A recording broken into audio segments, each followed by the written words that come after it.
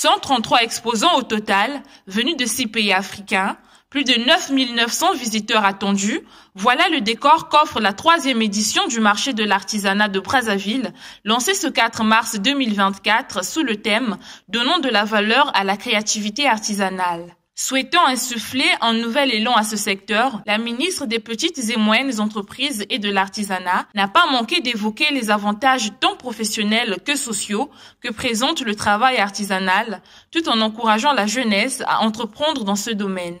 Le marché de l'artisanat de Brazzaville s'inscrit dorénavant, de manière incontournable, dans une longue liste des activités promotionnelles qui constituent pour les artisans des espaces d'expression, d'exposition au grand public, de leur savoir-faire et de leur ingéniosité. À titre de rappel, nous avons organisé l'année passée, toujours avec le souci constant d'offrir des cadres d'expression aux artisans, plusieurs activités.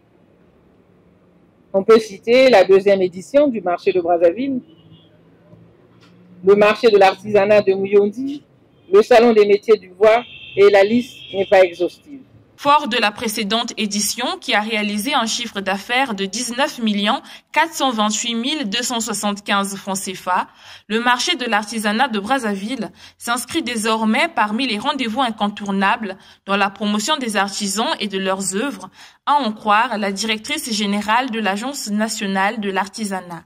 Cette 3e édition regroupera 133 artisans venus de plus de 27 associations professionnelles du Congo, notre pays, et celles du Sénégal, de la République démocratique du Congo, du Kenya, de la Côte d'Ivoire, du Mali, tous installés dans une centaine de chapiteaux sur lesquels sont étalées la force et la diversité des expressions artisanales.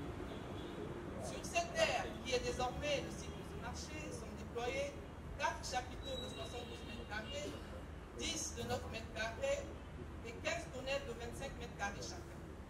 Comme pour les éditions antérieures, cette édition se tient sur une superficie de 1000 mètres carrés, dotant ainsi aussi d'une grande capacité d'accueil. Aussi, les exposants ont-ils doublé d'ingéniosité cette année pour apporter une plus-value sur le marché. On utilise les tissus que nous avons en notre possession. Si nous avons le tissu en coton, nous utilisons. Actuellement sur le marché, il y a des tissus nylon-coton. On a aussi les cotons et ça nous permet, on peut associer avec d'autres matières traditionnelles telles que le raffia pour faire nos ouvrages. Je suis venu exposer mes objets d'art qui sont liés à la cuisine et non censés être utilisés avant que le blanc ne vienne en Afrique, avec le bois. Artisans et visiteurs ont 7 jours pour tirer au mieux profit de cette exposition qui fermera ses portes le 10 mars prochain.